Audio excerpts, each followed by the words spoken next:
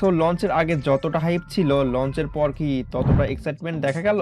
IPhone 17 pro max কি টেক্কা দিতে পারলো, নাকি উল্টো ইজ্জত মারলো স্যামসাং গ্যালাক্সি S26 আলট্রা? তো আমরা জানি যে এবারে তাদের সবচেয়ে বড় হাইলাইট হচ্ছে নতুন প্রাইভেসি ডিসপ্লে। আর এই ফোনে এমন একটা পিক্সেল টেকনোলজি ব্যবহার করা হয়েছে যেখানে পাশ থেকে কেউ তাকালে স্ক্রিন পরিষ্কারভাবে দেখা যাবে না। অবভিয়াসলি এই ফিচারটা কিন্তু অনেক জোস, কিন্তু একটা সমস্যা আছে।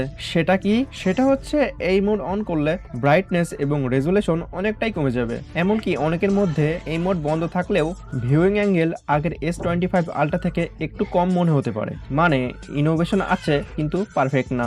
দেখা যাক এখন সফটওয়্যার আপডেটের পর সেটা পারফেক্ট হয়ে যায় কিনা। এছাড়া ডিজাইনের দিকে গেলে ফোনটা এখন পর্যন্ত স্যামসাং এর সবথেকে পাতলা আলট্রা, প্রায় 7.9 মিলিমিটার। ফোনগুলো আগের থেকে অনেক বেশি রাউন্ডেড, তাই হাতে ধরতে আগের থেকে অনেক বেশি কমফোর্টেবল। আর আইফোনের মতো স্যামসাংও এবার টাইটেনিয়াম ছেড়ে অ্যালুমিনিয়ামে ফিরেছে, যাক এতে ফোন হালকা হয়েছে অ্যান্ড হিট কন্ট্রোলও ভালো হতে পারে। কিন্তু ভাই এগুলো কি কালার, মানে একদম সব ফেড কালার নিয়ে এসেছে।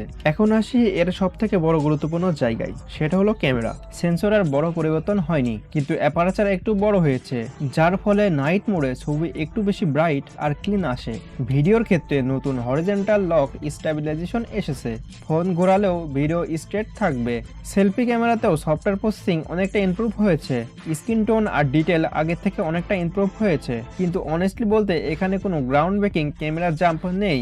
যেখানে ভিভো, শাওমি ক্যামেরাতে বড় বড় সেন্সর আপগ্রেড করেছে, সেখানে স্যামসাং কনসিস্টেন্সির পথেই হেঁটেছে। পারফরমেন্সের দিকে গেলে স্ন্যাপড্রাগন 8 Gen 5 আছে, সাথে 12 থেকে 25 জিবি র্যাম। পারফরমেন্স নিয়ে কোনো সন্দেহ নেই, একদম স্মুথ চলবে। লং গেমিংও থাকবে স্টেবল পারফরমেন্স। কিন্তু এসব তো এক্সপেক্টেড আপগ্রেড ছিল, কোনো সারপ্রাইজ কিন্তু কিছু না। কিন্তু ব্যাটারির কথায় আসলে একটু হতাশ হতে হবে, কারণ 5000 mAh এর ব্যাটারি রয়ে গেছে এখনো। শুধু চার্জিং স্পিড 45 ওয়াট থেকে 60 ওয়াট হয়েছে। ওয়্যারলেস চার্জিং 25 ওয়াট সাপোর্ট করছে, কিন্তু কোনো বিল্ট ইন ম্যাগনেট সিস্টেম নাই। সফটওয়্যার আর এআই তে স্যামসাং আসলে অনেক বেশি খেলেছে। বেক্সবি এখন পারফেক্সিলিটি এর সাথে কাজ করতে পারে। এআই ফটো এডিটিং আরো রিফাইন হয়েছে। ছবি থেকে কোনো আনওয়ান্টেড অবজেক্ট সরানো বা নতুন কিছু অ্যাড করা এখন আরো ন্যাচারাল হয়েছে।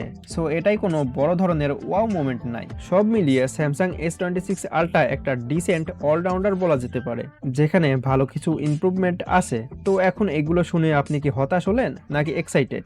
কমেন্টে অবশ্যই জানাবেন। কিন্তু চ্যানেলে নতুন হলে সাবস্ক্রাইব তো মাস্ট। তো দেখা হচ্ছে নতুন কোনো ভিডিওতে। ততদিন সবাই ভালো থাকবেন, সুস্থ থাকবেন, টেক কেয়ার।